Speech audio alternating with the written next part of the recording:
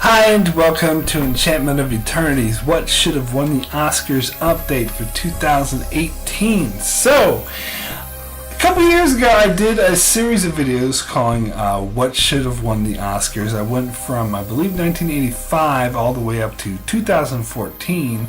30 years going through what won Best Picture of the Oscars and what I felt should have won.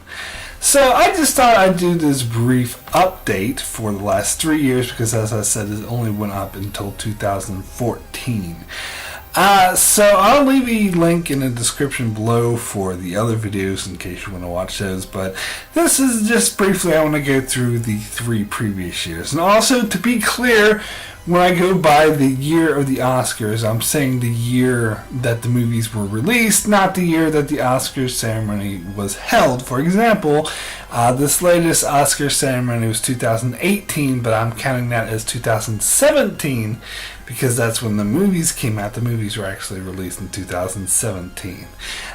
So that's how it goes. Anyway, let me go through starting with 2015.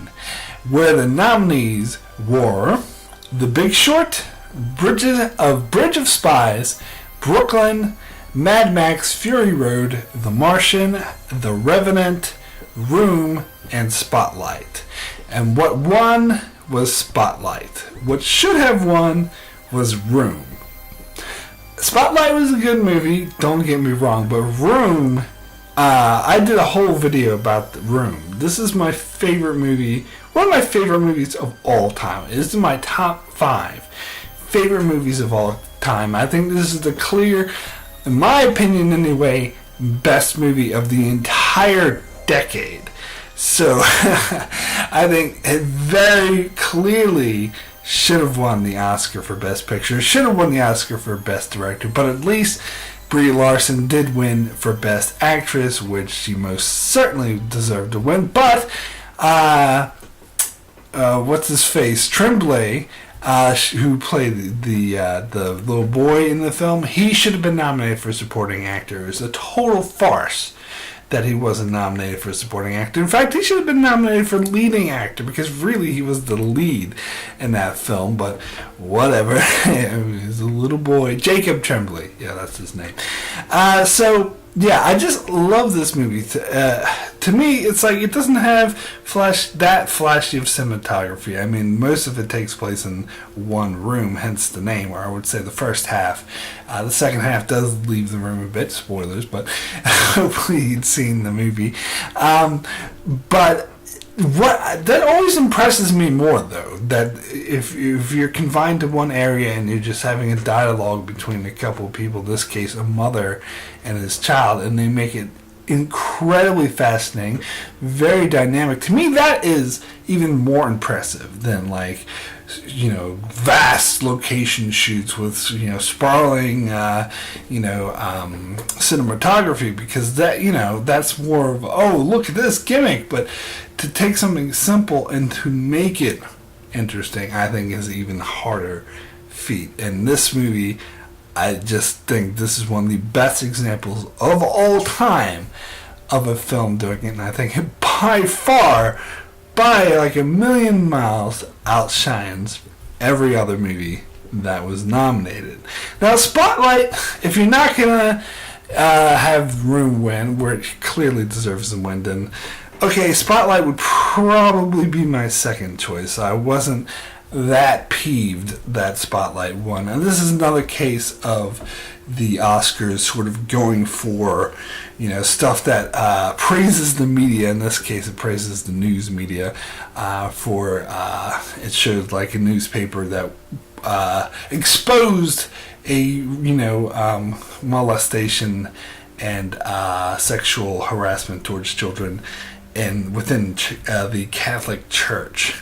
And so the way that film did it was a very good film, well acted, and exposes an important makes important social commentary that was done really well. So that would probably be my second choice. And to be perfectly honest, I am just very thankful that The Revenant didn't win, because The Revenant, that was one that everyone thought would win. A lot of people were hoping The Revenant would win. I know this may peeve some people off, but I did not like The Revenant. I mean, it's okay. And, it wasn't like a horrible movie. I've seen much worse, trust me, but it was just pretentious wankery. I'm sorry, but it was. Alexander, I won't attempt to pronounce his last name, is a decent director. I love Birdman. If you go back and watch my other videos where I covered 2014, Birdman I loved, and I think that did deserve the win. The Revenant... It was just like, look at how artsy I am. So, I don't know. I'm just very glad that didn't win. And I think this was the year that Sicario came out. And I'm glad that it wasn't nominated. A lot of people are like, what? This should have been nominated. I didn't like that movie. I'm sorry. I just didn't. That was another movie I thought was pretentious, so I was actually glad it wasn't nominated. The Martian, I don't know if I'd nominated for Best Picture. It was okay. I mean, I just talked about this. Apparently, some other people are much bigger in this film than I am. I thought it was fine, but not Best Picture material. Brooklyn, I have not, nor will I ever see. Bridge of Spies is actually really good. This is an underrated film. A lot of people were saying, "Oh, this is for old people because it has Tom Hanks," and that comes up in this year, which I'll get to later. But I think that's BS. I think this is a good movie in its own right. The Big Short was a great movie. I'm glad to see it get nominated. I don't think I would have chosen it for Best Picture, but I think it definitely was one of the best of the year. Steve Carell should have been nominated for Supporting Actor. I think they nominated Christian Bale, which he did a good job too, but Steve Carell was the one who absolutely blew me away in this movie, so I think it was an absolute travesty. He didn't even get a nomination. And Mad Max Fury Road, that movie's overrated. I'm sorry, I said it. It's a good movie. I love it, but it should not be nominated for Best Picture in any world. And just generally speaking, it was getting way more praise than it deserved. Don't get me wrong, it was a great action movie. I had a lot of fun with it. I saw it a couple times. Every time it was an intense thrill ride, but not one of the greatest movies ever made. I'm sorry, but it just isn't. Anyway, let me get into 2016 now. So let's get into 2016. One of the nominations were Arrival, Fences, Hacksaw Ridge, Hell or High Water, Hidden Figures, La La Land, Lion, Manchester by the Sea, Moonlight. And the winner is Moonlight. And what should have won was Arrival. And what should have won, actually, that wasn't even frickin' nominated, was Captain Fantastic. Now, first let me get into Moonlight. The movie's fine. I appreciate what it was tackling a topic that's not tackled very much, and that is minorities who are homosexual. So it's sort of a double minority thing.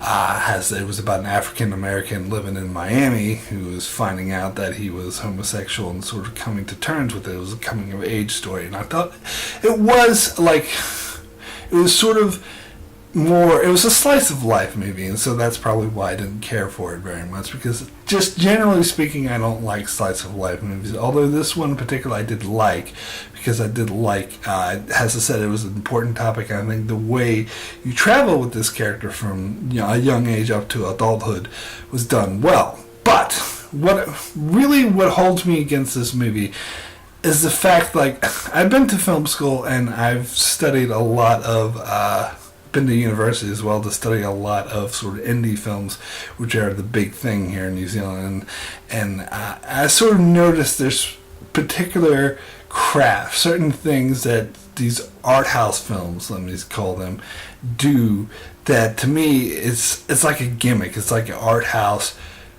pretentious gimmick. Mostly limited dialogue and limited music, which this film did. And like, ooh, look at this great cinematography. That's all horror films. Oh, here's great cinematography. Look at this cinematography. And this film does it a lot. And it just comes off as showy to me, instead of where, to me, I go to see a movie to get a great story done in a great way, where this was a decent story, but it was unnecessarily showy. Oh, cinematography, this is great. Oh, we're not having any dialogue and music. Aren't we so artsy? That just annoys me personally. It's just my personal pet peeve. Anyways, that's why I wouldn't have chose Moonlight. The other one that almost won but didn't was La La Land, which is a good second half of a movie. I saw that movie in the first half. I was just like, oh my god. I was like literally cringing and holding my head in my hand sitting in the movie theater going, are people actually enjoy this? Do people actually enjoy this shit? Like, just, I know I've never been a fan of musicals, so maybe it's just me. I've never seen the point. Actually, let me clarify that, because I actually do enjoy musicals in theater, in live theater, in plays, because it's an event. It's like seeing a concert. You see people on stage singing. On the screen, in the movie theater, it just never makes sense to me. I just never got it. I mean, I suppose this was a lot more common in the 50s and 40s, probably one of the reasons why I don't really care for films from that era. And this, of course, was a big hand-job, jerk-off love letter to that era of Hollywood, which is actually why I'm surprised it didn't win the Oscars, because that usually is what the Oscars go for. But so it holds no interest to me. In the first half, when they're like, especially like one of the worst things is that opening scene when everyone's stuck in traffic and they get out of their cars and they start dancing. And I was just like, oh my god! I was tempted to just get out, go to the movie theater, and demand my freaking money back and walk out right there. What the hell? But the second half got good. In fact, the ending was really good. It was amazing and had me in tears by the end of the film. So I actually loved, and I related. The characters were so relatable, and the situations they went through. So by the second half of the film, it won me over. And in fact, even the songs, like the song that she sung at her audition towards the end of the film, had me in tears. It was an amazing, beautiful song. So even the musical element of the movie that I absolutely loved in the second half. But in the first half, not just the highway thing, but all the other, like when she's singing with her friends for no reason whatsoever, I'm just like, oh, shut up. So it was kind of I have a love-hate relationship. It was half and half. So I'm glad it didn't win. I didn't see Hidden Figures. I heard that was good. I heard it was decent, actually, so maybe that's why I never got the motivation to see it. Never saw Manchester by the Sea, so I can't say anything about it. I typically like depressing movies, but I don't know if that was my speed of depressing. I never saw Lion either. I never saw Fences. I heard Fences was just acting and not really anything else, so I never saw any need to see that. And I never saw Hacksaw Ridge. Wow, a lot of these I never saw. I saw Hell or High Water, and I thought that movie was good. I liked it. It was decent. I wouldn't call it Best Picture material for me, personally. It's just Jeff Bridges going on talking like this in a voice. I'm Jeff Bridges, and nobody can understand what I'm saying because I'm Jeff Bridges. And it was, I don't know, to be honest, it was kind of boring throughout most of the film, but I did really enjoy the ending. I thought the ending was it wasn't your typical action film or bank robbery film. They did come at it and from a different direction that was a bit more realistic. So I did enjoy that, but I personally wouldn't say Best Picture. Arrival, to me, is one of the best science fiction movies of the decade.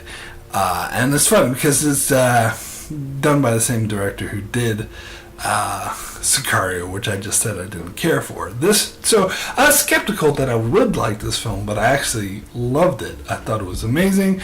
Amy Adams she should have won Best Actress. I couldn't remember if she was nominated or not, but she should have won.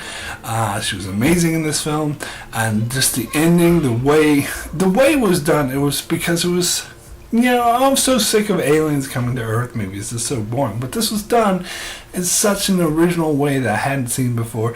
And the ending in particular was such a good twist ending. And it was pulled off so well. So this deserved to win out of what was nominated. But what really should have won was Captain Fantastic, which was one of the best indie comedy movies I've ever seen. I've seen lots of indie comedy movies. In fact, let me go ahead and talk about one that was nominated for the next year, Lady Bird, which I thought was such an average indie comedy, like anything I've seen. I've seen a billion movies like this in like the 90s and the early 2000s that is exactly like this freaking movie, and there's nothing special about it.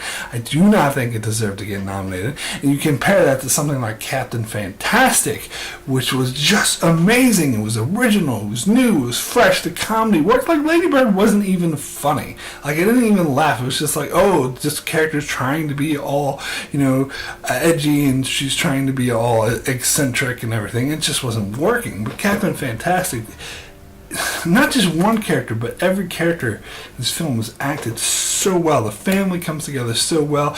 The comedy is amazing. Like the chemistry, all these characters has this gel on the screen. Plus, it makes it's a unique fish out of water story where it's taking, and maybe this is just me personally because I knew people like this with this sort of philosophy, this extremist, left extremist hippie sort of philosophy where they want to separate from society and don't want anything to do with commercialism and stuff like that. And so they had a family about that and had them interact with the real world. This is something we hadn't seen before, really. And it was just done so well. So it's a freaking, when this wasn't nominated, I was like outraged. I think, what's his face? Viggo Mortensen, I think he was nominated for Best Actor, if I remember correctly, which, good for that, but the film should have fucking been nominated, and the director should have been nominated, and, it wasn't just Viggo Mortensen, he was amazing in that film, but the whole, cast, the chemistry between the whole cast was amazing. So the film, at the very least, should have fucking been nominated. And if it was, I would have said it should have won. But anyway, that pissed me off. Let's get into 2017, which, as I mentioned, is this year. So the latest Oscars. And the nominees were Call Me By Your Name, Darkest Hour, Dunkirk, Get Out, Lady Bird, Phantom Thread, The Post, The Shape of Water, 3 Billboards Outside of Ebbing, Missouri. What won was The Shape of Water, and what should have won was 3 Billboards Outside of Ebbing, Missouri. Now, if you caught it, I did do recently, like last month, I did a video with my brother, a live video over on his channel. We talked all about all these movies, and I'm sort of repeating what I said there, but basically, he hated Shape of Water. He thought it was one of the worst movies he ever saw. I didn't hate Shape of Water. I thought it was fine. Do I think it deserved to win Best Picture? No. Do I think it deserved to be nominated for Best Picture? No. It was an average, okay movie. But the villain was cliche. The situation was cliche. It didn't really offer anything new or dynamic in terms of storytelling. It was fine, had good acting, yes, sure, but I didn't leave the theater thinking, my God, that was amazing. I was like, okay, that's a movie. That was a good use of my 2 hours, 2.5 hours, however long it was, but that's it. It's not going to stick with me. And again, a lot of people were saying this won Best Picture because it was giving a hand job to old Hollywood, and that's what you want to do if you want to win an Oscar. Where the real winner should have been 3 Billboards Outside of Ebbing, Missouri. This movie was a movie that blew me away. I walked out of the theater saying, this is a masterpiece. This is something unique. Now, some say that it possibly didn't win because it's a bit controversial, because it's about the character played by Sam Rockwell, but he won for Best Supporting Actor, but his character was racist and he had beaten up African Americans as a police officer, and the story was about him. It ends, spoiler alert, with a redemptive arc for him. And I disagree with that controversy because the movie is not at all, not in the least, trying to excuse his behavior. In fact, it is highlighting how inexcusable his behavior is. But it's not just the fact that he's a bit racist, it's the fact that he was kind of a despicable human being overall, because he beats up a white character, beats the fuck out of him, and he says, look, I even beat the white folks too, to his face. And he's just a despicable guy all around. And the whole point, and the main character, Frances McDormand, whom I thought this movie deserved to win Best Picture, but I didn't think she deserved to win Best Actress. I think that should have went to Meryl Streep from The Post. But anyway, I think the Oscars got this backward. This was the Best Picture, not the Best Actor. And Woody Harrelson should have won supporting, not Sam Rockwell. But anyway, I'm getting off topic. The whole point, even Frances McDormand character and a lot of the other characters were despicable. Not just Sam Rockwell's character, but her character too. So the whole point of the film was these are despicable people, yet they can surprise you. They go in different directions that you're not expecting. This is something the film Crash, which I think gets a hell of a lot more hate than it deserves. Honestly, I think it's fine it won Best Picture, but getting off track. But this is something Crash tried to do, and I think Three Billboards does this better. And it's just the whole, because they're not as sort of obvious about it, and because the whole movie is just amazing. It has some of the most best sequences I've ever seen, like the sequence of Woody Harrelson halfway through the film. If you've seen the film, you know what I'm talking about. It was one of the most amazing film sequences I've ever seen. Like, it reminds me of The Shawshank Redemption. I won't say which because I want to be spoiler free, but it reminds me of a particular scene from The Shawshank Redemption. It's just such a great film overall, and it just gels overall, and I think it's an absolute travesty that it didn't win Best Picture. It won like Golden Globe, but who cares about Golden Globe? Anyway, as I mentioned in the video that I did with my brother, I think there's only 3 movies nominated this year I think actually deserved to get nominated. And that is Dunkirk, The Post, Three Billboards. Any of those 3 would have won, I would have been happy with. The other 6, I don't think even should have been nominated. Shape of Water and Get Out were good. I don't think they're bad movies. They were good movies. I enjoyed them. I don't think they're Best Picture material. Honestly, I think Get Out just had a lot of hype behind it. It was too much of a typical horror film. You know, no film with that cliche horror ending deserves to get nominated for Best Picture, in my opinion. I think Jordan Peele deserved Best Director, at least a nomination, but the film did not deserve Best Picture. But those 2 movies are fine, but they didn't deserve to get nominated. Lady Bird, I already mentioned, it was an average indie comedy, shouldn't have been nominated. Darkest Hour was like another acting film that didn't really deserve to get nominated. Call Me By Your Name and Phantom Thread were boring art house pretentious pieces of shit that should not be on this list at all. It's garbage, and at least they didn't win. I'd rather Shape of Water win than one of those 2. But, so, I had my own list of what should have been nominated. If I was Mr. Oscar, and I was coming up with 9 nominees that came out in 2007, these are really the movies that should have been in contention for the Oscar for Best Picture. The Big Sick, The Disaster Artist, Dunkirk, Logan, Molly's Game, The Post, Three Billboards Outside of Ebbing, Missouri, War of the Planet of the Apes, and Wind River. Those should have been nominated. Three Billboards still should have won. But if Three Billboards didn't win, it should have been The Big Sick, or maybe even War of the Planet of the Apes. War of the Planet of the Apes should have freaking been nominated. This was a masterpiece. It was definitely the best out of the 3. It was more of a drama than an action. That's what it was more Oscar-worthy than Get Out and Shape of Water, in my humble opinion. I mean, some of the scenes, like when the ape died and the little girl gives the flower, I mean, that was touching. That had me in tears. And like Woody Harrelson, again, a great year for Woody Harrelson. Another amazing performance. And freaking Andy Serkis deserved Best Actor.